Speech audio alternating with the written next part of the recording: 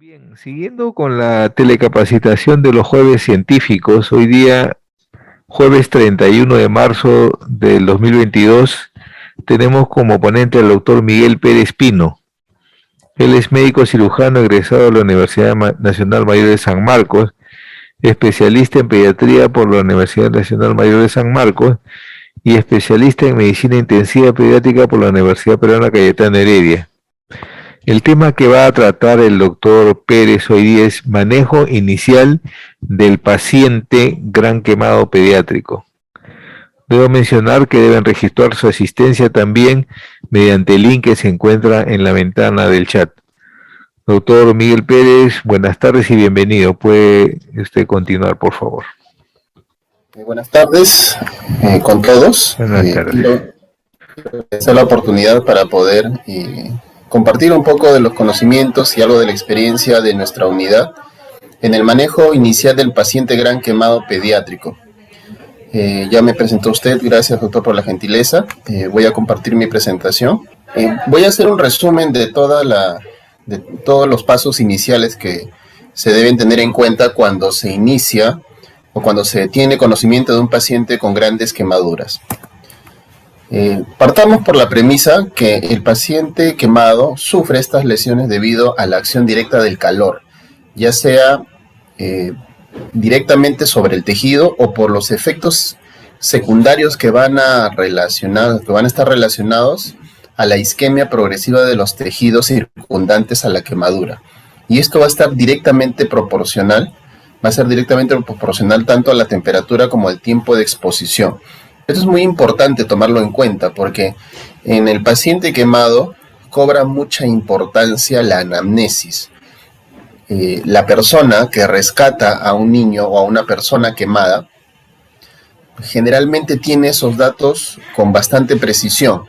Sabe en qué momento sucedió la quemadura, sabe cómo encuentra a la víctima, sabe en qué circunstancias sucede la quemadura y cómo la recibe. Estos datos son muy importantes porque de acuerdo a lo que nos vaya reportando la persona que traslada al paciente o los primeros datos que hayan podido ser recabados desde las personas rescatistas, nos sirve para ir tomando idea cuál es la principal o cuáles son los principales problemas que va a tener el paciente con grandes quemaduras. Las quemaduras de hecho están relacionadas a mortalidad, pero esta mortalidad ha ido disminuyendo en el transcurso de los años en la medida que se ha podido ganar cada vez más experiencia respecto a la fisiopatología de la quemadura, a los cuidados relacionados al manejo de las heridas, a la disminución de las infecciones nosocomiales y al soporte precoz. Tanto así que en un centro de referencias en Estados Unidos se había calculado ya que la mortalidad de pacientes con quemaduras por encima del 80% de superficie corporal quemada era menos del 40%. Pero se aumentaba la mortalidad si es que había algún tipo de quemadura interna como una injuria inhalatoria. Ahora, esta estadística es muy variable, dependiendo de dónde se tomen los datos, de dónde provengan los datos, porque esta es una estadística que viene de Estados Unidos, mientras que en un estudio sudamericano se vio que la mortalidad podía incrementar hasta un 15 o 20%, en pacientes con grandes quemaduras y la mortalidad estaba muy relacionada a los gérmenes multiresistentes nosocomiales. Esto es importante también porque conforme se incrementa los cuidados iniciales, la sobrevida es mayor, pero si la superficie corporal expuesta, quemada, es también importante, es probable de que los cuidados que se ofrezcan a este paciente deben estar relacionados a evitar las infecciones, porque esta es la causa más frecuente de mortalidad en el paciente quemado. Entonces, como hablaba de superficie corporal total, es muy importante definir cuánto de área superficie corporal ha sido comprometida por la quemadura. Aquí podemos observar el diagrama de Lang, que es la forma como en el instituto calculamos la superficie quemada en el niño. ¿Y por qué es importante este gráfico o este esquema de Lang? Porque va cambiando de acuerdo a la edad del paciente. Como sabemos en pediatría, el niño, el lactante menor y el niño tienen una distribución de la superficie corporal diferente al adulto. debido a que la cabeza, la zona cefálica, es la que tiene la mayor porcentaje de superficie corporal. Tanto así que en el recién nacido, en el lactante menor, es más o menos entre el 20 y el 25% de la superficie corporal, toda la zona de la cabeza. Y esto va disminuyendo conforme va pasando el tiempo, conforme va creciendo el niño. Es muy importante entender de que a mayor edad la proporción del cuerpo también va cambiando, haciendo que la cabeza sea cada vez menos proporción de la superficie corporal. Acá podemos ver al nacimiento, en el gráfico A, que representa la cabeza, al nacimiento es más o menos el 9%, mientras que conforme va creciendo, esto va disminuyendo progresivamente. Ahora, es importante también tener en cuenta algunas generalidades respecto a los criterios de traslado que tiene un paciente con quemaduras hacia una unidad de quemados. Entiéndase que una unidad de quemados, en esta etapa moderna, debe contar con todos los implementos, la infraestructura y los recursos para poder atender a una quemadura de gran complejidad.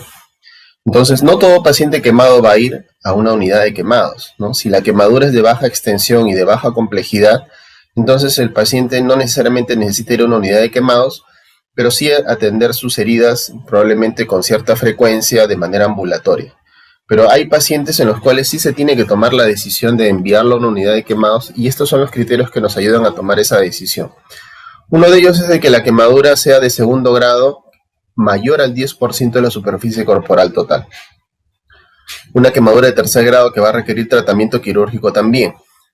Las quemaduras en zonas de difícil cicatrización o de una cicatrización complicada, como la cara, las manos, las zonas de pliegues de genitales, en el periné y de las articulaciones mayores, también tienen que ser derivadas a una unidad de quemados, porque va a ser necesario, luego del acto quirúrgico, de los actos quirúrgicos para resolver la quemadura, la rehabilitación de la zona para evitar las secuelas por quemaduras, especialmente las sinequias, que van a reducir mucho el rango articular y la movilidad del paciente, disminuyendo su rehabilitación.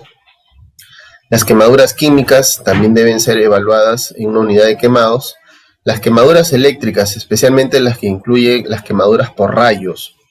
Y esto es importante porque en la quemadura eléctrica, a diferencia de las quemaduras convencionales por líquido caliente o fuego, estas quemaduras van de dentro hacia afuera, debido al arco voltaico que se genera al tener contacto con la corriente eléctrica.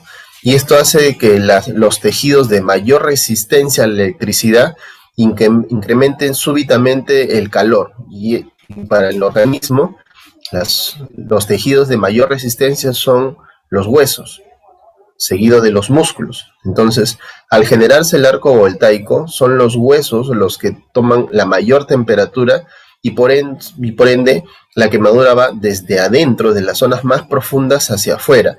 Por eso es muy común recibir o tener pacientes con quemaduras eléctricas que externamente solamente se vea un punto de entrada y un punto de salida, inicialmente en las primeras horas, pero conforme van pasando las horas, se va haciendo cada vez más evidente las lesiones, especialmente las lesiones por síndrome compartimental en las extremidades, que van a demandar de procedimientos especiales para poder preservar la viabilidad del miembro, especialmente la perfusión, ¿no?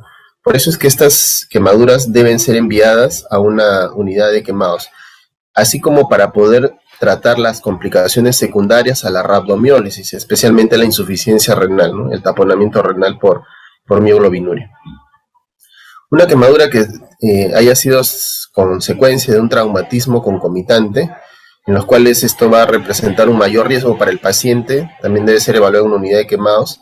La injuria inhalatoria, las lesiones por inhalación también deben ser evaluadas, porque es probable que estos pacientes terminen conectados a respirador artificial por la lesión de vía aérea alta o baja. Un paciente con un problema médico preexistente que pueda complicarse por el tratamiento de la quemadura también debe ser derivado a una unidad de quemados. Y los hospitales que no tienen personal calificado para la asistencia de niños con quemaduras graves. No todos los hospitales pueden atender quemaduras en niños, porque el niño es un organismo en crecimiento y desarrollo que necesita algunas precisiones respecto al manejo para evitar las complicaciones a mediano y a largo plazo. Por eso es importante esta valoración inicial, y las quemaduras que van a tener mayor efecto sistémico van a ser las quemaduras por fuego directo, ¿no? Cuando se trata de una quemadura por fuego directo, el médico que recibe este paciente debe hacer una evaluación exhaustiva de la vía aérea, ofreciendo oxígeno al 100% humidificado y considerar que va a progresar a una injuria inhalatoria alta, dependiendo de la signología clínica que pueda tener. Y esto vamos a hablar posteriormente en algunas diapositivas más. Es importante que valore la calidad del pulso para poder determinar cuál es el estado hemodinámico del paciente y además definir si el paciente va a necesitar manejo de shock. Es importante exponer el tórax para poder garantizar la expansión en la ventilación. En esta foto podemos observar cómo un paciente con quemaduras por fuego directo hace que rápidamente la piel se acartone, tome una consistencia bastante dura, incluso empiece a dermatizarse ocasionando un síndrome compartimental del tórax. Y la única forma de hacer de que el paciente pueda ventilar, evitando el patrón restrictivo pulmonar, es haciendo cortes por sobre encima de la quemadura, que ya en estas profundidades ya el paciente no tiene sensibilidad, y es necesario hacer estas incisiones para poder permitir que el paciente pueda expandir el tórax y pueda seguir ventilando, que son medidas de emergencia que se hacen incluso en sala de emergencia cuando llega el paciente recién trasladado, recién evacuado. Es importante también mencionar que si hubo un mecanismo de desaceleración, ejemplo, una persona es rescatada de un incendio parcialmente y luego es arrojada al vacío para que pueda ser recibida por alguien y cae sobre el suelo. Entonces no solamente va a tener lesiones por quemadura, sino también probablemente tenga estas lesiones por desaceleración en sistema nervioso central o en órganos sólidos, ¿no? Como vaso, como hígado, y que va a ser necesario evaluar de manera multidisciplinaria, con cirugía, con traumatología, con neurocirugía, y poder determinar las primeras atenciones para evitar más complicaciones. Es importante mencionar también de que en la asistencia inmediata a las víctimas por quemadura, las personas que van a aproximarse a estos pacientes deben tener mucho autocontrol y mucha autoprotección, porque lo último que se quiere es tener más víctimas de un accidente en un incendio, ¿no? Si la escena no es segura, los rescatistas no pueden acercarse, si no se incrementan las víctimas. Por eso es importante que las personas que van a hacer esto deben ser personas entrenadas. Si uno no está entrenado, ¿no? Los esfuerzos heroicos pueden terminar complicando a la misma persona solo por una buena intención. Una vez rescatada la persona, se debe hacer una valoración cualitativa de las quemaduras para poder definir a grosso modo cuál es la superficie quemada, si existen zonas complicadas que deban ser o que ameriten atención en una unidad de quemados, y luego la evaluación cuantitativa, ¿no? Cualitativa respecto a la profundidad de las quemaduras y cuantitativa respecto a la extensión de las quemaduras. Una vez rescatado, se debe tener en mente que el shock por quemadura está por establecerse y necesita una reanimación endovenosa enérgica. Y de eso también vamos a hablar en unos minutos. La analgesia es importante para las quemaduras de primer grado y segundo grado superficial e intermedio, porque son quemaduras bastante dolorosas, donde todavía hay terminaciones nerviosas excitándose, y van a hacer que la sensación de dolor sea máxima. Por lo tanto, el paciente necesita recibir analgesia endovenosa. El sondaje vesical se debe establecer en el primer sitio de asistencia a la víctima, debido a que, como se sabe que se va a establecer el shock por quemadura, una forma de poder monitorizar el gasto cardíaco es a través del gasto urinario, del débito urinario. Y por eso la instalación de la sonda es importante. Cuando hay quemaduras en el periné y se hace dificultoso la colocación de una sonda, incluso hay destrucción de tejidos, lo que amerita es una punción suprapúbica y realización de una talla vesical para poder monitorizar el gasto urinario. Cuando es necesario, hacer incisiones para aliviar la presión, en el caso de las escarotomías, la presión del miembro, o digamos una escarotomía, evitar el síndrome compartimental de tórax, y luego repetir la exploración del paciente para poder ver si es que se nos está escapando alguna zona lesionada, ¿no? Ya con el paciente estabilizado se debe proceder al traslado a un centro de quemaduras cuando lo amerite, ¿no? Este es un cuadro muy importante que lo comparto porque en algún momento hemos tenido en la institución que afrontaron situaciones de desastre humanitario relacionado a quemaduras. Esto es un cuadro que solo se aplica en este tipo de situaciones, no en situaciones puntuales donde hay una o dos víctimas. Una situación de desastre humanitario, ya sea un incendio masivo, choque de trenes, caída de aviones, y en zonas donde se encuentran en zonas de guerra, zonas de bombardeos frecuentes.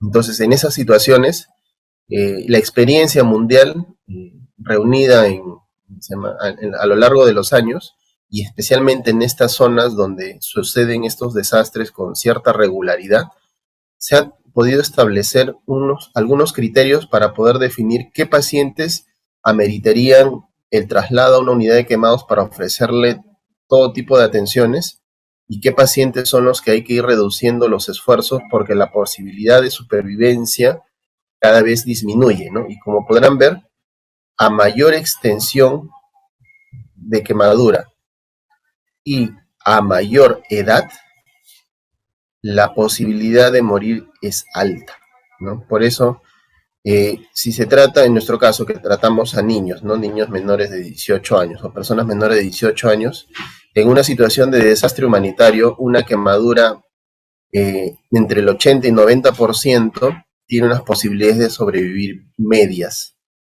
Si se trata de una quemadura por encima del 90%, las posibilidades de sobrevivir son bajas. Y estas chances de supervivencia también va disminuyendo conforme avanza la edad, ¿no? Y por ende nos sirve para poder priorizar a los pacientes a ser admitidos a una unidad de quemados, ya sea pacientes con extensiones menores de quemadura y de menor edad son los que tienen la prioridad para poder ser trasladados. Más aún así con pacientes con quemaduras de menos del 10% sin signos de injuria inhalatoria, estos pacientes pueden ser tratados de manera ambulatoria, ni siquiera deben ser derivados a una unidad de quemados, ¿no? Entonces, este cuadro ayuda mucho para la toma de decisiones de los equipos que reciben a los pacientes con grandes quemaduras, pero nuevamente repito, solo se aplican situaciones de desastre humanitario. ¿Y en qué situaciones se considera una situación de desastre humanitario? Cuando a una emergencia llegan 4 o más pacientes con quemaduras extensas, por encima del 60%.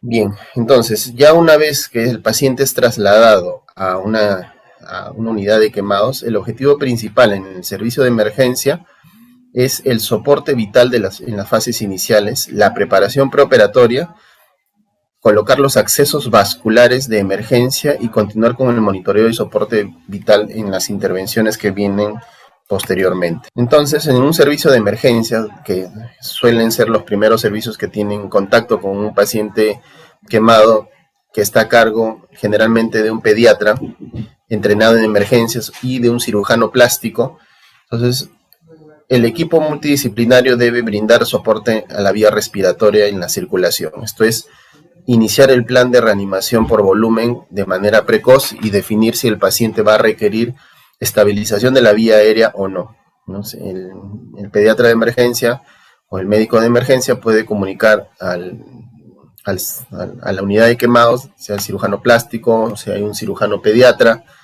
el pediatra, o si es que hay un pediatra intensivista, que baje el pediatra intensivista para evaluar al paciente y determinar la superficie quemada. Este dato es muy importante porque en base a este número se van a hacer los primeros cálculos para la reanimación por volumen. Ojo, estamos hablando de una situación donde el paciente acaba de sufrir la quemadura y está siendo trasladado o se planifica su traslado a un centro de mayor complejidad, ¿no? Si el paciente está dentro de estas primeras 48 horas, se debe iniciar el plan de hidratación. Ojo, no todo paciente quemado va a requerir una reanimación por volumen. Si recién tenemos contacto con el paciente quemado, más de 48 horas de sucedida la quemadura, esta estrategia de reanimación por volumen no tiene sentido, porque solamente va a servir en las siguientes 48 horas de sucedida el accidente térmico. Se debe iniciar la monitorización de funciones vitales con los dispositivos que se tengan. El más frecuente y el más común y el más fiable siempre va a ser el examen clínico. El médico, la enfermera de emergencia tiene que vigilar al paciente, no solamente porque es parte del trabajo del día a día, sino porque el paciente quemado, especialmente el paciente pediátrico gran quemado, es un paciente de difícil monitorización. Si lo comparamos con un paciente pediátrico crítico, digamos una neumonía grave, con insuficiencia ventilatoria, llega una emergencia, en trauma shock, rápidamente prenden el monitor, colocan los sensores para electrocardiograma, saturometría, presión arterial, mango de presión arterial, y el monitor en tiempo real nos empieza a dar la data del paciente. Digamos, eso es lo habitual, ¿no? Pero ¿qué pasa si el paciente tiene quemaduras extensas en por lo menos 50% del cuerpo y que compromete las manos y los pies? Entonces, primero, de que no va a haber un sitio en el tórax, probablemente, donde se pueda poner un electrodo de electrocardiograma. Si hay quemaduras en los dedos de las manos o de los pies, no va a haber dónde poner un oxímetro de pulso. Si hay quemaduras en las extremidades superiores, no vamos a poder poner ahí un manguito de presión arterial no invasiva. Entonces, así se va complicando el monitoreo del paciente. Por eso es importante que el médico, la enfermera y el personal de salud que atiende a un paciente gran quemado tiene que vigilarlo todo el tiempo, ¿no? Lamentablemente, en muchos de nuestros hospitales, centros de salud o incluso clínicas, el paciente gran quemado, por el concepto de que es un paciente contaminado, lo aíslan en un rincón, lo dejan solo con su familia si es que tiene un familiar cerca, y casi nadie lo vigila, casi nadie lo monitoriza, ¿no? Y probablemente el paciente ya empieza a tener signos de insuficiencia cardíaca congestiva, empieza a tener insuficiencia renal, insuficiencia ventilatoria, y cuando recién se va a ofrecer algún tratamiento, el paciente ya está muy complicado, porque el monitoreo tiene que iniciar ni bien el paciente es tomado responsabilidad del equipo de salud que lo recibe. De manera precoz se debe instalar un acceso vascular central. Ojo, no estoy hablando solo de un catéter venoso central, porque también se tiene la alternativa de la línea intraósea, ¿no? Ya existen en el mercado sets especiales para colocación, son disparadores en la pistola de intraósea, que sirve precisamente para poder acceder de manera segura y confiable a un acceso central por donde pueda pasar gran cantidad de volumen, pueda pasar gran cantidad de inotrópicos, transfusión, soporte transfusional, todo lo que sea necesario para poder mantener al paciente estable, ¿no? Y un punto más de monitoreo es la diuresis, ¿no? Se asume que la mayoría de pacientes pediátricos que sufren una gran quemadura o una quemadura van a ser pacientes previamente sanos, con una función renal normal. Por ende, el riñón, al no ser un órgano blanco, va a resentir la caída del gasto cardíaco abrupta que sucede luego de la quemadura, disminuyendo la diuresis. Y por el contrario, de acuerdo a cómo vaya nuestro plan de hidratación o de soporte hemodinámico y se recupere nuevamente el gasto cardíaco, el riñón nuevamente va a tener perfusión para poder eliminar diuresis. Entonces, la diuresis se convierte en un signo más para poder monitorizar de manera indirecta el gasto cardíaco. Y aquí viene ya digamos, una de las intervenciones más importantes en el manejo inicial del paciente gran quemado, que es el plan de hidratación. O sea, reponer el volumen al paciente quemado. ¿Cómo hacerlo? Entonces, primero empezamos a decidir con qué vamos a hidratar. ¿Ya? El cristaloide a elección es el lactato de Ringer. ¿Ya? Que hay preparaciones comerciales de lactato de Ringer que están disponibles en el mercado. Es un cristaloide que está también dentro del penume. sea, dentro del Petitorio Nacional de Medicamentos, por lo tanto, todo hospital podría tenerlo sin problemas y solo con solicitarlo, ¿no? ¿Por qué utilizar lactato de Ringer a la cabeza a la prioridad? Porque comparado con los otros cristaloides que se disponen, sea cloruro de sodio, o sea, suero fisiológico, el más barato y más frecuente también, entre los dos, el lactato de Ringer es el que tiene una osmolaridad muy similar a la del plasma, comparado con el cloruro de sodio al 9 por mil, que es más hipertónico, con una osmolaridad de 154 miliosmoles por litro, mientras que el lactato de Ringer tiene una osmolaridad un poco menor. Y esto, 300, o sea, más o menos, nos va a permitir de que el paciente tenga menos flujo de electrolitos del intravascular o del intersticial al intracelular. Por eso es que se prefiere utilizar este lactato de Ringer. Ahora, cuando no se dispone del frasco del lactato de Ringer, se puede preparar lactato de Ringer con dextrosa al 5%, ¿no? 4 ampollas de lactato de Ringer en un frasco de dextrosa al 5% de 1000 cc también tienen la misma función. Si no se consigue el lactato de Ringer, entonces utilizar solamente el cloruro de sodio al 9 por mil. Ahora, una vez que uno decidió utilizar ya sea lactato de Ringer o cloruro de sodio, se debe pasar al cálculo de la superficie corporal total, que ese dato generalmente nos lo da ya el cirujano plástico, pero si no hay cirujano plástico, el cirujano general, y si no hay cirujano general, el pediatra de emergencia, y si no hay pediatra, el médico emergenciólogo que está atendiendo esa emergencia. Todos deben estar en la capacidad de poder calcular la superficie corporal total del paciente, ¿no? Y luego la superficie corporal quemada. De hecho, cuando se quiere abordar este plan de hidratación, la literatura muestra varios esquemas, ¿no? Cuando existe varios esquemas es porque no existe el mejor esquema, no existe el más, digamos, la panacea. Porque las escuelas han ido mejorando sus intervenciones y cada una también ha tenido complicaciones con sus planes de hidratación. Por lo tanto, lo que se recomienda es que una institución asuma un plan de hidratación como parte de su manejo y lo domine bien, no solamente de la forma de administrar, sino también la forma de monitorizar su administración.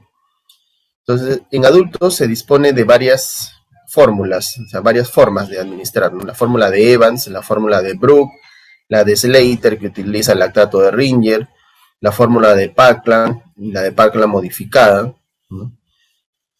Las fórmulas de Monafo, la de Warding y la fórmula de Deming, donde utiliza Destrano, ¿ya? Son varias las que se proponen. Cada centro de quemaduras escoge el plan de hidratación que va a utilizar de manera rutinaria como parte de su protocolo y lo asume. En pacientes pediátricos hay las dos más importantes son la fórmula de los Shiners Cincinnati y la fórmula de los Shiners Galveston, ¿ya? Nuestra institución, el Instituto Nacional de Salud del Niño de San Borja, utiliza la fórmula de Galveston modificada por Carvajal.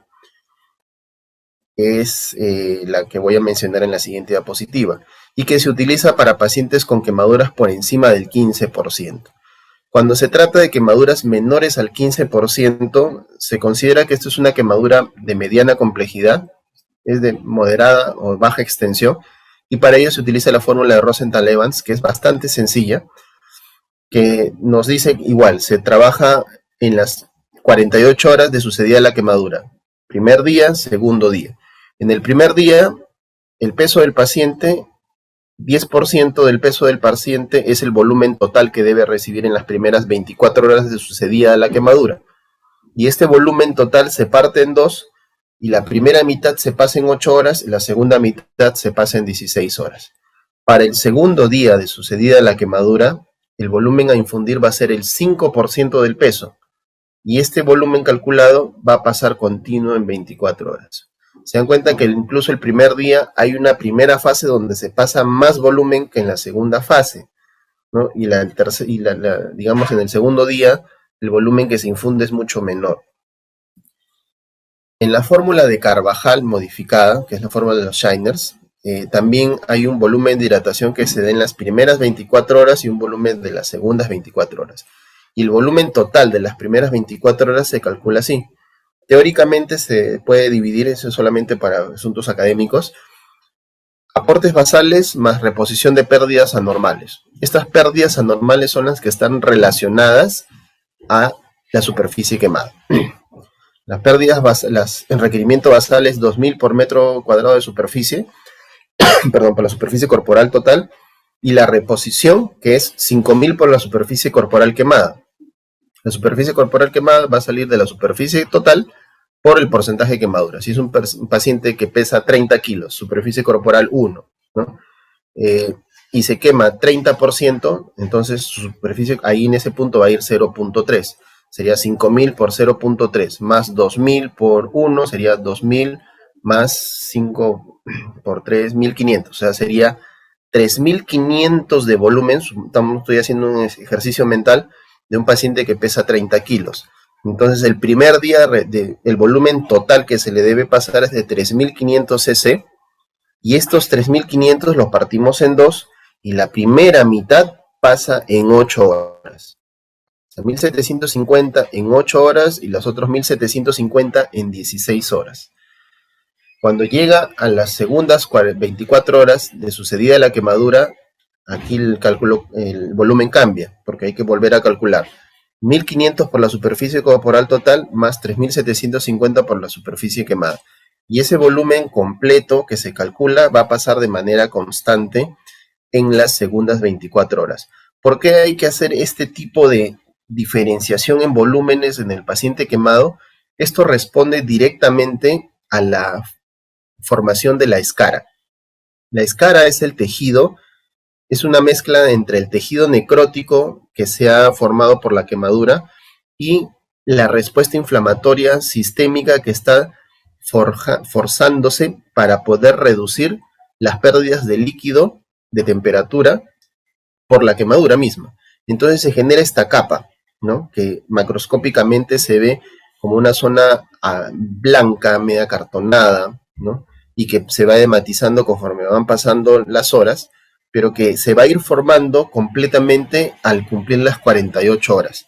Esta es la forma como el organismo trata de sobrevivir a la quemadura, formando su escara. Esta escara va a ser como una especie de capa que va a limitar la pérdida de líquidos y temperatura. Entonces, pero mientras se va formando la escara, la pérdida de líquidos es abrupta, es rápida, ¿no? Y hace que el paciente entre en un shock hipovolémico severo que debe ser repuesto en el corto tiempo, ¿no? Después de las 48 horas, haya recibido el volumen que haya recibido el paciente, si llegó a las 48 horas y sobrevivió, entonces ya se formó la escara del paciente sobre la quemadura. Y esto ya nos permite saber de que al haber sobrevivido el paciente a la quemadura, a estas primeras 48 horas, el paciente requiera aportes de volumen como cualquier otro paciente pediátrico.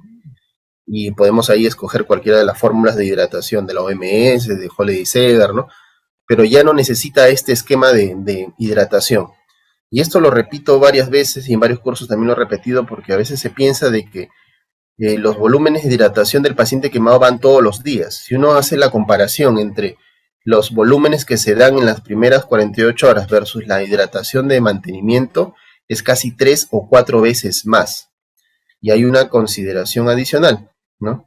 Cuando se trata de quemados extensos, más del 50% de superficie corporal total, muchos de estos cálculos son muy altos, ¿no? Tanto que el paciente puede que no lo tolere en las primeras horas. Entonces, lo que se recomienda es de que si se tiene un quemado por encima del 50%, en estos cálculos solamente considerar como superficie corporal máxima 50%.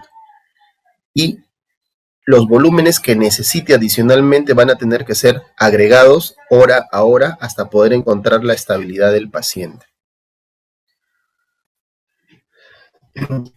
Cuando hablamos un poco sobre el uso de coloides, nos ayuda para poder entender que al haber una gran pérdida de líquidos desde el intravascular hacia el intersticial, esto se debe a que, sucedida la quemadura, el agente térmico va a ocasionar un cambio conformacional de la membrana basal del capilar haciéndose más permeable, o sea, digamos, imagínense, esto es una red que se hace más permeable a las proteínas de alto peso molecular, especialmente la albúmina, que es la proteína más abundante en la sangre. Al haber fuga de albúmina hacia el intersticio, esta albúmina jala líquidos, jala agua, y por ende el intravascular se empieza a depletar rápidamente por la pérdida de albúmina y volumen.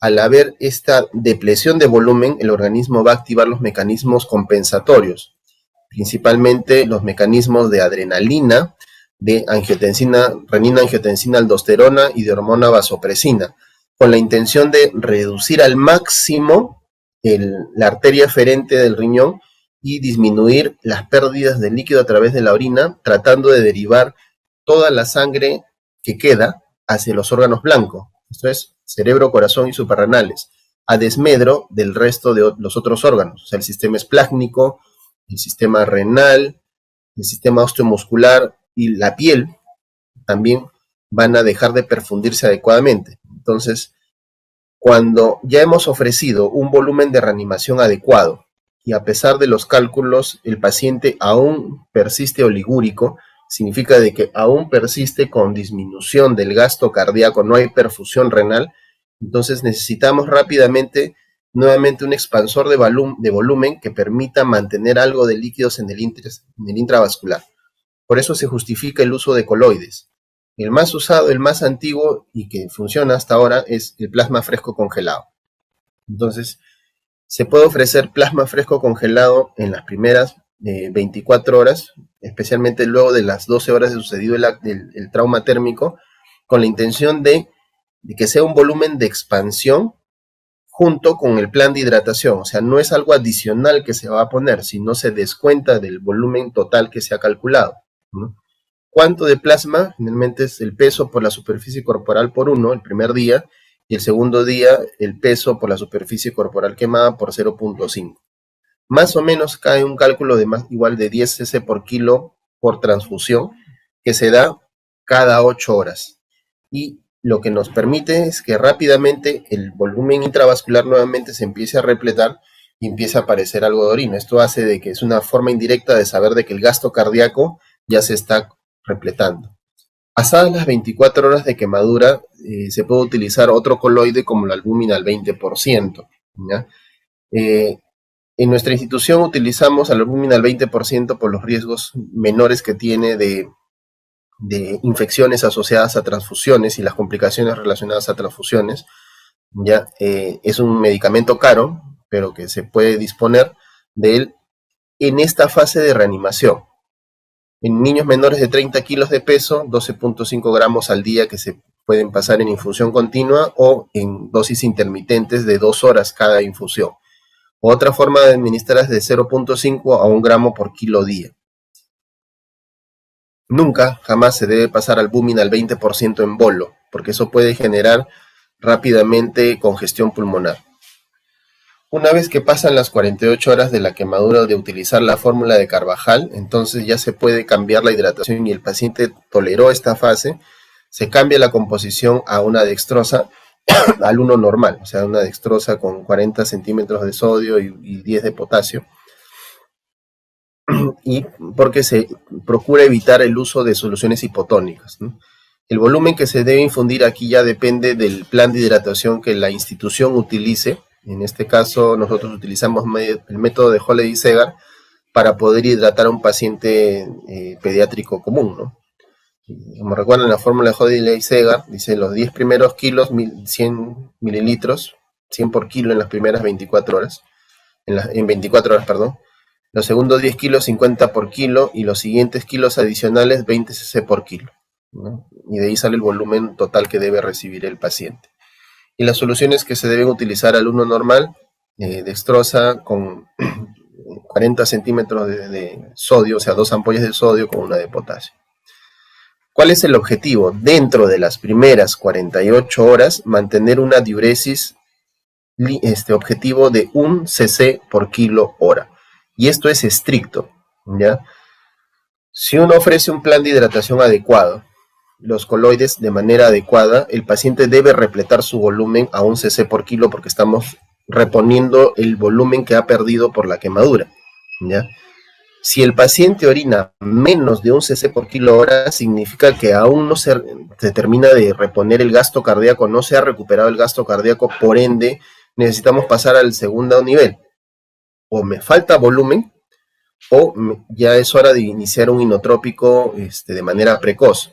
Nunca, jamás se deben utilizar diuréticos en las primeras 48 horas de quemadura, solo por el hecho de entregar a un paciente que está con diuresis, porque precisamente el organismo lo que trata de hacer es retener la mayor cantidad de agua y electrolitos para poder compensar su gasto cardíaco. Si el personal de salud erróneamente piensa de que el paciente le ha dado más volumen y no orina, y piensa que con un diurético lo va a ayudar, es al contrario, porque lo que va a hacer es contraponerse a las medidas de supervivencia que está teniendo el organismo, haciendo de que aumente la diuresis y que el gasto cardíaco caiga abruptamente por la depresión de volumen que va a continuar y que va a perpetuar. Y esto incluso va a perpetuar la acidosis metabólica.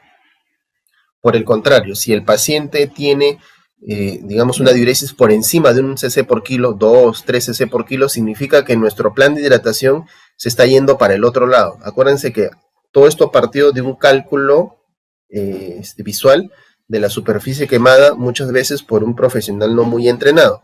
Entonces, muchas veces sobredimensionamos las quemaduras y le damos más volumen del que necesita. Si el paciente, con el volumen que se le está ofreciendo, está orinando más de un cc por kilo hora, hay que reducir el volumen de hidratación para que el paciente no vaya a estar sobrecargado de volumen y que después de las 48 horas termine siendo edema agudo de pulmón y termine en ventilación mecánica invasiva. Los accesos vasculares son importantes, deben ser seguros, y ya con el paciente un poco más estable se puede intentar colocar un catéter venoso central. Ojo que se asume que la quemadura esterilizó la piel de donde se lesionó. Y esto es un dato importante porque así como mueren células de la piel, también mueren las bacterias que están en la piel. Por lo tanto, esa zona se considera estéril. No se puede hablar de quemadura o paciente quemado infectado dentro de las primeras 48 horas. El paciente quemado es un paciente estéril.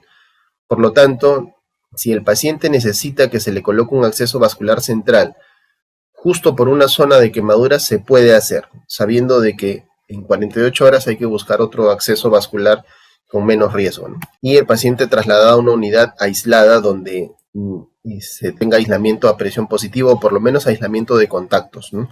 Y estas son imágenes de nuestra unidad de la UCI de quemados, unidad de cuidados intensivos equipada con la tecnología para dar soporte ventilatorio, hemodinámico, monitoreo invasivo, ¿no? Y que además tiene una antesala para poder hacerse los cambios de EPPs, un correcto lavado de manos para poder atender al paciente, ¿no? El soporte hemodinámico es importante considerarlo desde que el paciente ingresa a nuestra institución, porque se debe tener en cuenta de que una quemadura por encima del tercio de la superficie corporal total, o sea, una quemadura de 25-30%, invariablemente va a resultar en un desorden que se conoce como el shock por quemadura.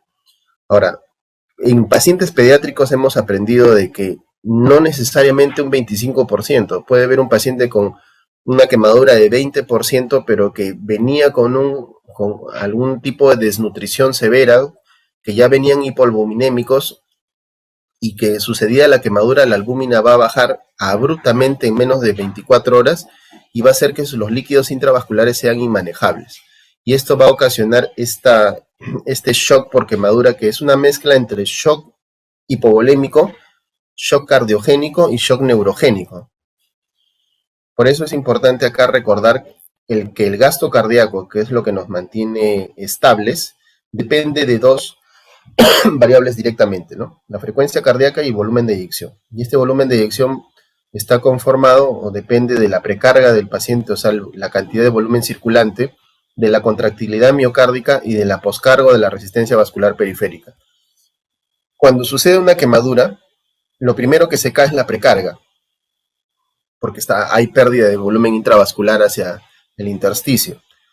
Pero además, cuando la quemadura está siendo cada vez, o sea, se ve que es cada vez más extensa, hay un factor no reconocido aún todavía y que se cree que es una combinación de citoquinas proinflamatorias que van a tener un efecto directo sobre el músculo miocárdico, ocasionando una disminución de la contractilidad miocárdica, con lo que también va a haber una caída del gasto cardíaco, ¿no?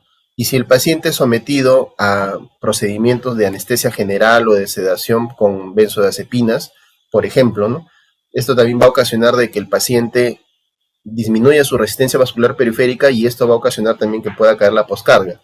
Por estos motivos es que este paciente debe ser manejado en una unidad de cuidados intensivos, porque el paciente necesita de manera rápida y oportuna reponer su gasto cardíaco para mantener la estabilidad. Por ello es de que no todo es fluidos, o sea, la primera parte muy importante son los fluidos, pero si ya se observó que se dio el volumen adecuado de fluidos, incluso de coloides, y el paciente no recupera gasto cardíaco, el paciente debe iniciar rápidamente un inotrópico, ya sea un inotrópico que tenga tanto efecto cronotrópico como inotrópico positivo. A la cabeza, dopamina o la adrenalina, ¿no? Si es un paciente que ha tenido injuria inhalatoria y que ha estado sometido a una hipoxia sostenida, es probable que tenga hipertensión pulmonar. Entonces, en estos pacientes sí se podría utilizar dobutamina. En los pacientes que se sospeche que hay una caída de la resistencia vascular periférica pese a la reposición de fluidos, se puede utilizar noradrenalina, ¿no? Sea el inotrópico o la combinación de inotrópicos que se escoja, una vez iniciado se debe continuar el monitoreo de manera adecuada para poder ver los efectos de nuestras intervenciones. En la institución disponemos del lactato plasmático, que es el más común, digamos, más económico, pero también hay tecnología para poder determinar el gasto cardíaco de acuerdo al volumen infundido con un Doppler transesofágico o con tecnología PICO en algunas instituciones. Nosotros disponemos de este Doppler transesofágico, el gasto cardíaco, al hacer un Doppler en la aorta descendente. Y este es un software que una vez que recibe estas curvas de ultrasonografía, las integra y hace un estudio de área bajo la curva para poder determinar cuánto es el volumen de fluido que está pasando por aquí. Y en base a un homograma va calculando el gasto cardíaco en tiempo real. No es muy usado, algunas veces nos ayuda mucho cuando el paciente se encuentra bajo sedación porque se coloca la sonda como si fuese una sonda nasogástrica, pero que el paciente debe estar quieto todo el tiempo, ¿no? Y máximo dura 3 días esa sonda. El soporte ventilatorio también es importante considerarlo porque si se trata de un paciente con injuria inhalatoria, donde hay quemaduras de laringe, quemaduras de tráquea, entonces este paciente en el corto plazo no va a poder ventilar adecuadamente. Entonces, necesariamente hay que intubar a este paciente y colocarlo a ventilador artificial. Se justifica su uso cuando hay una sospecha de injuria inhalatoria baja o cuando hay obstrucción de la vía aérea alta, o si es que se quiere coadyuvar con el shock por quemadura, dependiendo qué tan crítico se encuentre el paciente al llegar a un servicio de salud, y de manera secundaria cuando se tenga que manejar congestión pulmonar si es que el paciente ha recibido más volúmenes del que necesitaba, ¿no? Y eso no contraindica que el paciente pueda continuar el plan quirúrgico, ¿no? No hay que esperar que el paciente salga del ventilador para meterlo a sala de operaciones, a una curación o a una cirugía, porque estos se pueden hacer de manera concomitante, ¿no? Aquí podemos ver un paciente con varios injertos ya prendidos, pero que aún está con injuria inhalatoria alta, ¿no? Y por eso es necesario el uso de ventilación mecánica. La injuria inhalatoria es un síndrome, ¿no? No es un término, es un término que es muy inespecífico, pero que da la idea del daño pulmonar o del daño producido en la vía aérea o en el parénquima pulmonar, ya sea por el calor o por los agentes químicos irritantes que han llegado a la vía aérea por inhalación. Entonces, los mecanismos de injuria van a ser 3, ¿no? Ya sea la injuria térmica directa, el daño tisular por inhalación o el efecto sistémico de las toxinas que haya podido inhalar el paciente. La injuria inhalatoria sí está relacionada directamente a incremento de la mortalidad, ¿no? En varias estadísticas a nivel mundial se ve de que la mortalidad es de 19% en pacientes que ingresan a una unidad de quemados.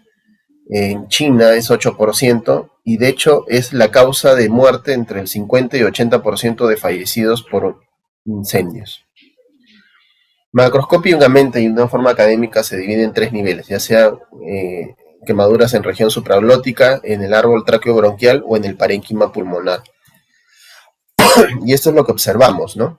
Que cuando hay una injuria inhalatoria alta, lo que hace el organismo cuando empieza a inhalar aire, humo caliente, la glotis se va cerrando con el mecanismo de la tos, tratando de evitar el pasaje de aire caliente o de humo caliente hacia la vía aérea baja.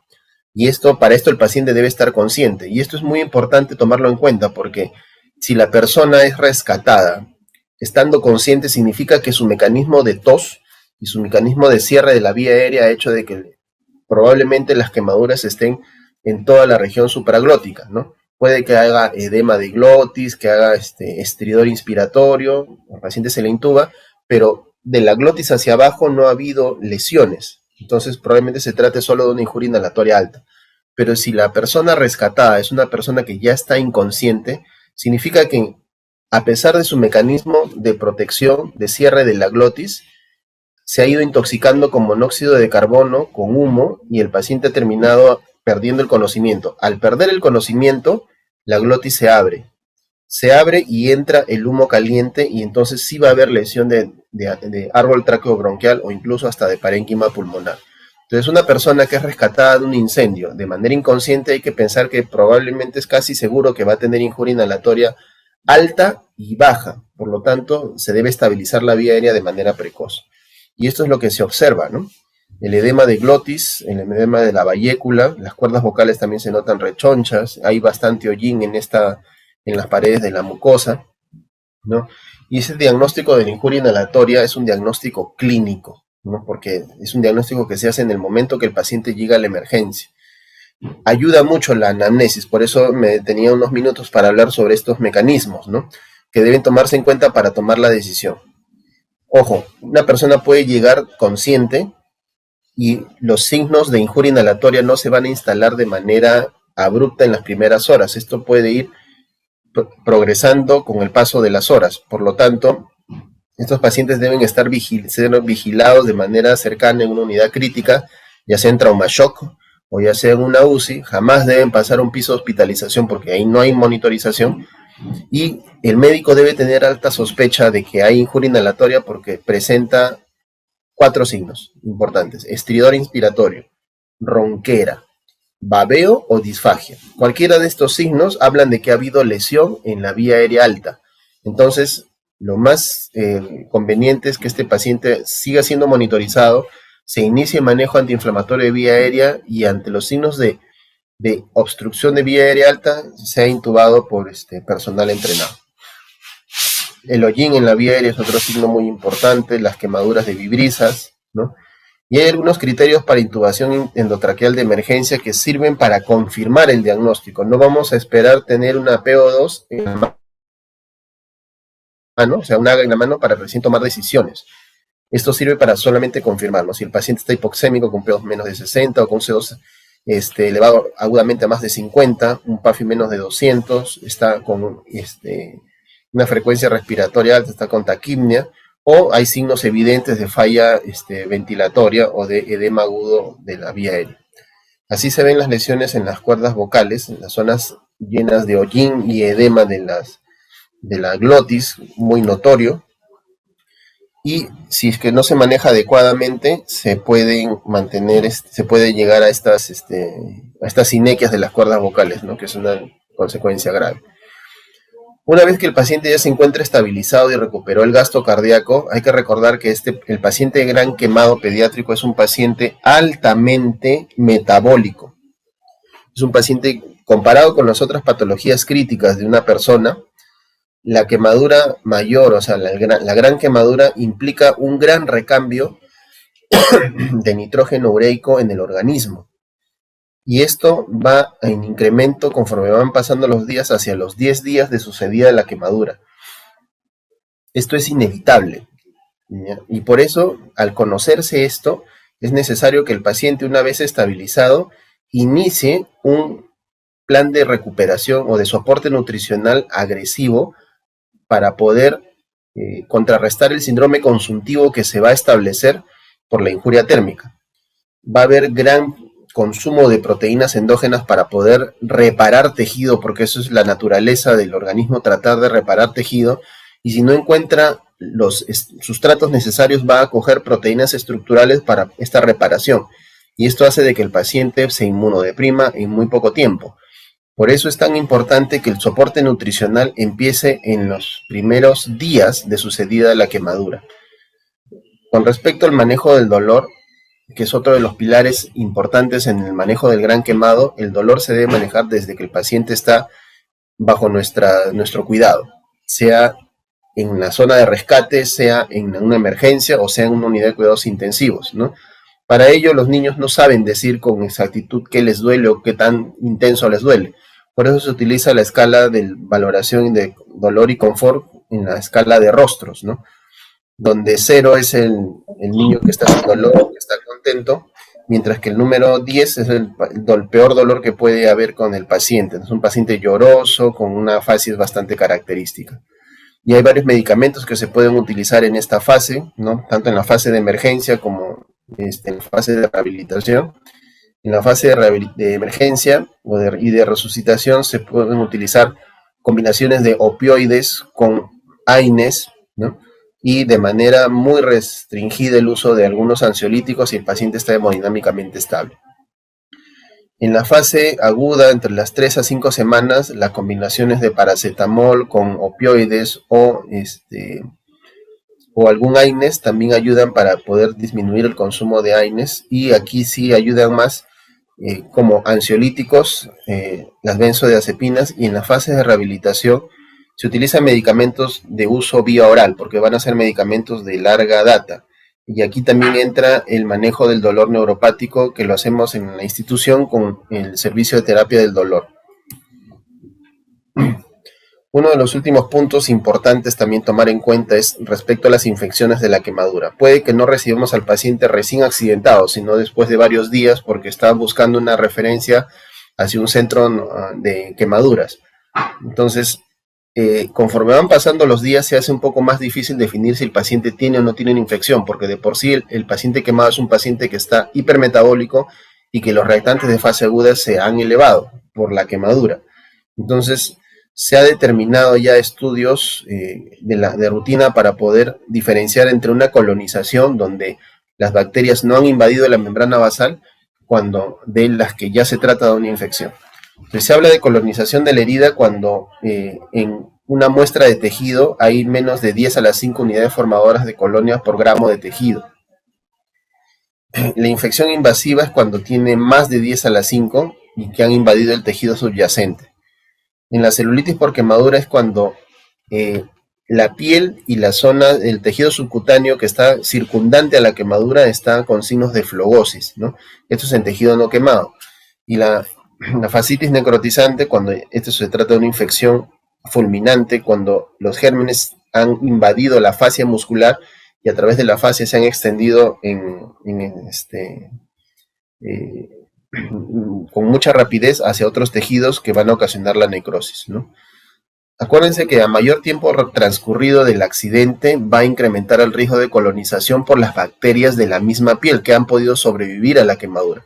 La misma quemadura inicialmente es estéril, pero los contornos de la quemadura van a haber bacterias que van a sobrevivir y la perfusión en esas zonas también está disminuida. Por lo tanto, se rompe ese equilibrio de entre las bacterias saprofitas y las barreras inmunes que tiene el organismo.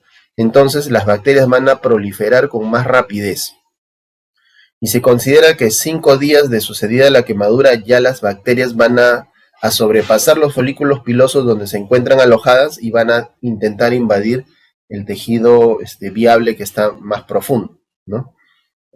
Por ello, este es un tiempo bastante crítico para poder hacer las primeras intervenciones y reducir drásticamente la incidencia de infección. Si el paciente se mantiene o llega a nosotros con más de 5 días de quemaduras, ya se asume que ese paciente está infectado. Ahora sí, ahí sí está infectado y necesita una cobertura antibiótica de amplio espectro. Fíjense cómo puede llegar un paciente en estas condiciones. Es un paciente que llegó con quemaduras de 60%, si fue 65% por fuego directo, y que demoró en transferirse. Entonces, fíjense cómo el germen a la cabeza que ingresa aquí Pseudomonas aeruginosa, va a infectar y va a crecer en el tejido necrótico y que va a profundizar todas las quemaduras.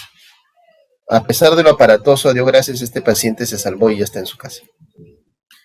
Por ello es importante el trabajo multidisciplinario, porque se entiende de que si la causa más frecuente de mortalidad en el paciente quemado es la infección, entonces se debe reducir drásticamente la posibilidad de infecciones al retirar el tejido necrótico de manera precoz. Entonces ese es el primer tratamiento que se ofrece en el paciente con infecciones por quemaduras. El cirujano plástico debe ser agresivo en hacer una limpieza quirúrgica profunda para poder disminuir la carga bacteriana que puede estar lista para ingresar hacia tejidos más profundos, ¿no? El tratamiento antibiótico se escoge de acuerdo a la sensibilidad de la unidad donde estuvo, o donde se ha podido colonizar.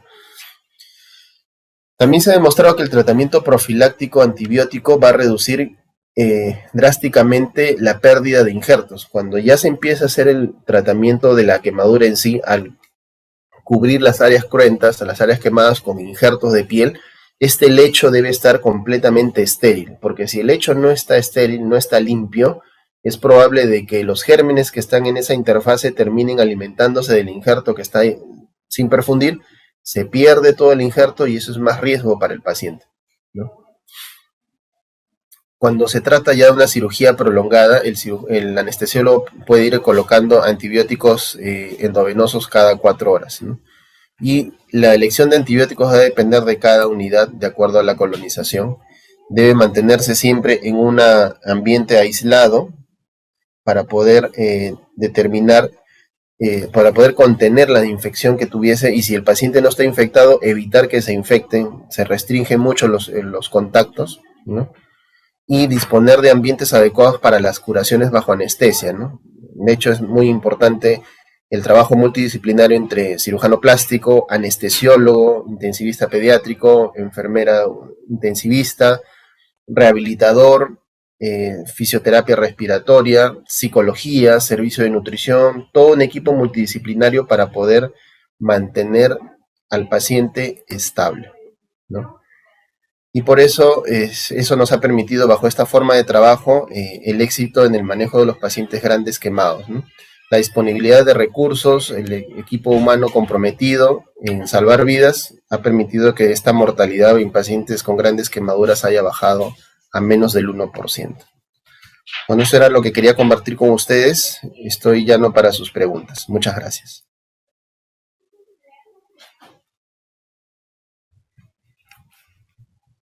La inhalación de humos tóxicos son los que suelen ocasionar la injuria inhalatoria baja, ¿ya? Ahora, en niños no es muy frecuente, porque las lesiones por inhalación que terminan en una unidad de cuidados intensivos es más frecuente en adultos que en niños, como riesgos laborales, ¿no? Las personas que trabajan en fábricas, ¿no? Ya sea de productos químicos o con material inflamable, que pueden tener este tipo de lesiones, van a tener, digamos, cierta predilección, o digamos, este tipo de lesiones van a ser más frecuentes en este grupo de pacientes. En los niños existe, sí, ¿ya? Pero es más frecuente que haya la intoxicación por monóxido de carbono, debido a que el material que inflama dentro de un domicilio donde sucede el incendio, donde está el niño, suele estar conformado por papel, madera y otros productos que van a producir en su combustión monóxido de carbono, ¿no? A diferencia de los incendios en plantas de almacén de productos inflamables que tienen plástico, pinturas o combustible, que van a tener como tóxicos principalmente el cianuro, ¿no? O el ácido cianhídrico. Entonces, cuando sucede esto, es más probable que haya una injuria inhalatoria alta y baja. En nuestros pacientes que tienen intoxicaciones por monóxido de carbono, la mayoría de ellos han tenido injuria inhalatoria alta. Hemos tenido también algunas injurias inhalatorias bajas, pero no son muy frecuentes, y esto está relacionado principalmente al tiempo de rescate de la víctima del incendio, ¿no? Cuando es un niño que ha sido rescatado rápidamente, ¿no? y que hace signos de injuria inhalatoria alta por obstrucción de vía aérea, es cierto, ingresa a ventilación mecánica, pero solamente por unos 2 o 3 días hasta que la vía aérea desinflama. Una vez que la vía aérea ya disminuyó el edema, el paciente sale de ventilación mecánica, se le extuba y se mantiene estable. No necesita más que solo fisioterapia respiratoria condicional, ¿no? Muchas gracias, doctor, por su respuesta. Otra pregunta es, ¿cuál es el tiempo valorado para realizar la reanimación con líquidos? La reanimación con líquidos solamente se hace dentro de las primeras 48 horas de sucedida la quemadura.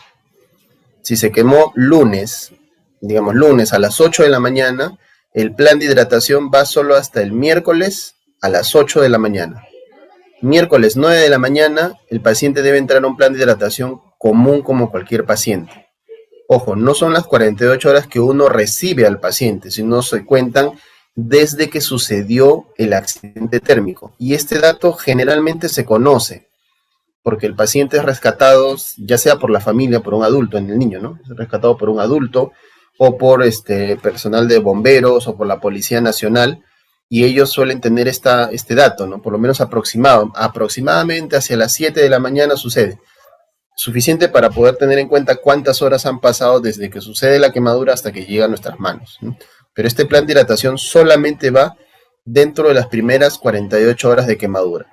Si el paciente llega después de ese tiempo, ya nos olvidamos de todas esas fórmulas de manejo de plan de reanimación, porque de alguna manera el paciente ha sobrevivido con lo que le han dado, con lo que ha recibido.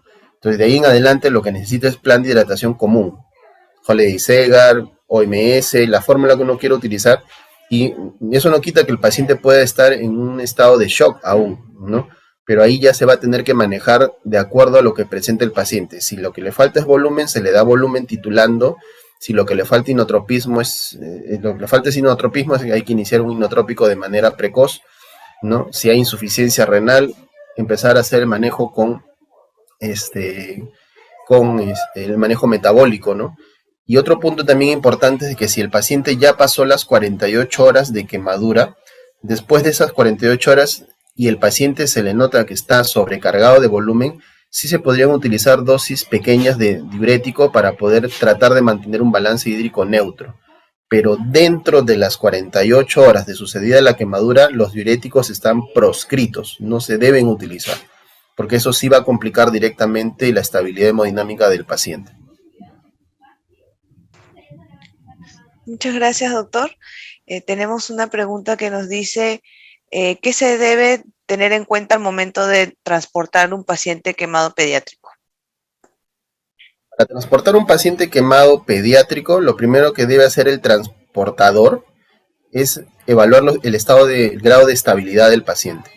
No se puede transportar a un paciente, y esto es regla general para cualquier paciente crítico, sea quemado o no sea quemado. El paciente debe guardar la estabilidad, tanto hemodinámica, ventilatoria, para poder tolerar un traslado, ¿no? No se puede trasladar un paciente en estado de shock descompensado, ni tampoco un paciente en insuficiencia ventilatoria descompensada, o un paciente que está camino a la insuficiencia ventilatoria, esperando de que llegando al sitio de destino, ahí van a solucionar todo. No, porque el paciente se puede morir en el camino. Ya nos ha sucedido, lamentablemente, estos percances con mucho coste económico, ¿no? Porque pacientes que están en provincia hacen todo lo posible para poder mandarles un avión charter con ambulancia aérea, y el personal que tiene el paciente entonces piensa de que ya les mandaron el avión, entonces tienen que mandar al paciente. No. Nosotros procuramos, cuando hay un paciente que necesita transportarse, primero evaluar a través de telemedicina cuál es la estabilidad, el grado de estabilidad del paciente, y si no lo vemos estable, coordinamos con el colega para que inicie el plan de hidratación y asegurarnos después de 1 o 2 horas si es que él ha respondido al plan. Porque si el paciente empieza su plan de hidratación y no mejora, en ese momento tienen que iniciarle un inotrópico, o probablemente tienen que pasarle plasma fresco, ¿no? O si el paciente ya está empezando a tener signos de injuria inhalatoria, hay babeo, hay ronquera, o el paciente está afónico, es mucho riesgo trasladarlo ventilando espontáneamente. Ese paciente debe ser intubado en ese momento y de manera segura estos servicios de transporte puedan traer al paciente estable ya al centro de referencia, ¿no? Eso es hablando si es que estamos hablando de un transporte aéreo. Cuando se trata de transporte terrestre, acá la cosa también es un poco más complicada porque el médico debe considerar cuánto tiempo va a demorar el transporte, ¿no? Imagínense que está con un paciente chocado, que ya lo lograron estabilizar inicialmente, y sale desde, digamos, pues desde Tumbes hasta Lima, por vía terrestre, y se encuentra con un paro de transportistas que no lo dejan pasar. Ese paciente no debió salir hasta que las carreteras estén libres. ¿Por qué? Porque el tiempo de traslado es importante, ¿no? Si el tiempo de traslado es muy prolongado, el paciente debe estar muy bien estabilizado. Si no está estabilizado correctamente, en el trayecto el paciente se puede descompensar, ¿no? Y si en el trayecto la persona no está muy entrenada en el manejo hemodinámico, en intubar al paciente, en iniciar sedación, en ventilación mecánica de transporte, entonces el paciente se le puede morir en el camino. Entonces todas esas variables se deben considerar antes de que el paciente inicie un traslado. Si eso no se valora adecuadamente, invariablemente el paciente va a tener alguna complicación en el trayecto o puede incluso terminar falleciendo. Los casos que contaba inicialmente, hemos tenido estos pacientes que no llegaron al hospital porque uno falleció en el aeropuerto acá en Lima, bajando del avión hace paro, no puede salir del paro, y el segundo paciente ni siquiera lo pueden trasladar desde el hospital hasta el aeropuerto, al avión allá en su ciudad de origen, porque estaba tan inestable de que a cada momento hacía paradas cardíacas, ¿no? Al final termina falleciendo. Entonces, esos transportes deben ser valorados muy bien por la persona que va a hacer el transporte. Y el médico que va a trasladar también debe considerar eso. Porque si el paciente no está en condiciones de ser transportado, no se puede transportar, así de simple, ¿no? Sé que tomar decisiones de transporte terrestre o aéreo son muy costosas, ¿no? Por eso se debe valorar bien y si es necesario apoyarse apoyar su decisión con un colega quizás un poco más experimentado en estos problemas para poder tomar la decisión en conjunto, ¿no? Muchas gracias, doctor Pérez. Tenemos una última pregunta que dice, ¿qué agente farmacológico ayuda a disminuir el dolor en un paciente gran quemado? Depende del tipo de paciente y depende en qué momento estemos en el paciente quemado. Si se trata de un quemado agudo dentro de las primeras 48 horas y es una quemadura de segundo grado superficial intermedio, son quemaduras muy dolorosas, ¿no? Entonces, si el paciente se encuentra hemodinámicamente estable o está en fase de estabilización, se debe utilizar AINES, ¿no? En este caso utilizamos con frecuencia metamizol y una combinación de AINES con un opioide de baja penetrancia como el tramadol. Entonces una combinación de tramadol de 1 miligramo por kilo dosis con metamizol a 25 miligramos por kilo dosis genera una buena analgesia como para que el paciente pueda, mientras no lo toquen, esté sin dolor o con poco dolor, ¿no? Y cuando haya episodios de dolor intenso, en este paciente podría recibir dosis de morfina a 0.1 a 0.2 miligramos por kilo. Digamos, esa es la analgesia inicial que se utiliza, ¿ya? Que puede servir antes del transporte, o sea, ni bien llega el paciente a la emergencia, lo pueden manejar así, y si va a empezar el traslado ya dentro de su estabilidad hemodinámica y respiratoria, se le puede poner bolos de morfina a las dosis que les he mencionado, ¿ya? Si el paciente tiene quemaduras de tercer grado profundas, donde la piel se ve blanca, acartonada, realmente no hay necesidad de mucha analgesia, porque ese paciente ya está en anestesia, ya que las terminaciones nerviosas se han quemado completamente y el paciente no tiene dolor en esas zonas. Podría tener dolor en las zonas que son intermedias, sí, pero si es una zona completamente acartonada, el paciente lo van a tocar y no le va a doler nada, ¿no? Entonces eso es un signo también de que este paciente debe ser trasladado antes porque de hecho la quemadura es muy profunda, ¿no? Pero si se trata de analgesia, no necesita una analgesia tan pesada, ¿no? Ahora, acuérdense que la analgesia no es lo mismo que sedación. No se necesita tener un paciente sedado para que esté sin dolor. Yo le puedo poner un midazolam o una benzodiazepina y el paciente se va a sedar, pero la sensación de dolor no se va a ir porque el midazolam no es un analgésico. Las benzodiazepinas no son analgésicos, son sedantes. Lo que damos son combinaciones de medicamentos analgésicos, ¿no? La primera, la primera línea sería tramadol con metamizol. Si el paciente tiene quemaduras de menos extensión, digamos entre 10-15%, pueden hacer una combinación de paracetamol vía oral con metamizol endovenoso, ¿no? También son combinaciones buenas. El paracetamol combinado con otros medicamentos tienen una potencia analgésica muy buena, ¿no?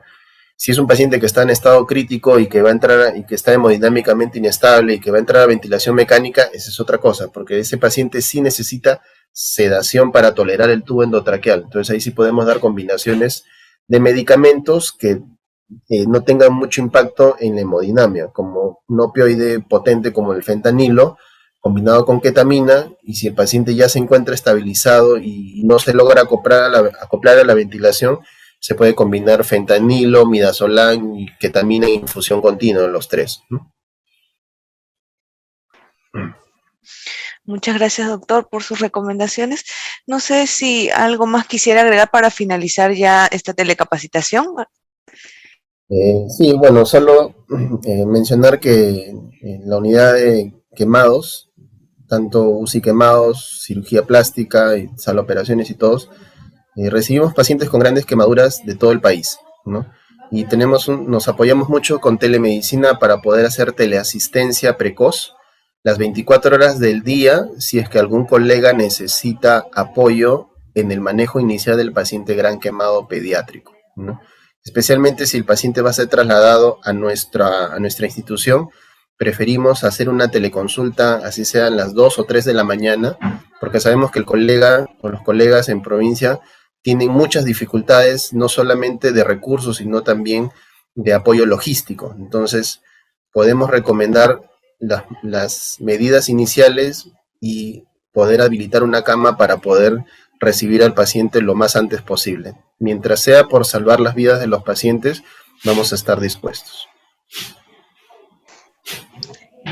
Doctor Miguel Pérez Pino, la Oficina de Docencia e Investigación le agradece su gentil participación como ponente el día de hoy con un tema tan interesante y además también por compartirnos su experiencia profesional, y agradecemos a los participantes y los esperamos la próxima semana con otro tema de Jueves Científico. Muy buenas tardes. Gracias, buenas tardes. Gracias, doctor.